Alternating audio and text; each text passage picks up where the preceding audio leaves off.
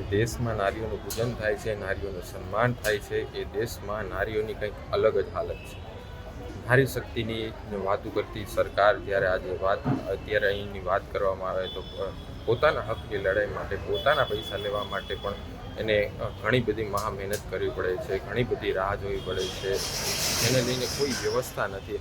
પોતાના હકનું પેન્શન લેવા માટે આજે અત્યારે જોઈ શકાય છે કે આ રાજકોટ બેડીપરા પોસ્ટ ઓફિસે કેવી અનેક વખત આવી લાઈનો જોવા મળે છે કે જેના માટે બેઠક વ્યવસ્થા પણ કરવામાં આવી નથી. પાણીની વ્યવસ્થા નથી, બેઠક વ્યવસ્થા નથી. આ છે રાજકોટ પોસ્ટ ઓફિસની હાલત. જે રાશનની દુકાનમાં જેવી રીતે લાઈનો હોય છે તેવી જ રીતે અહીં લાઈનો છે.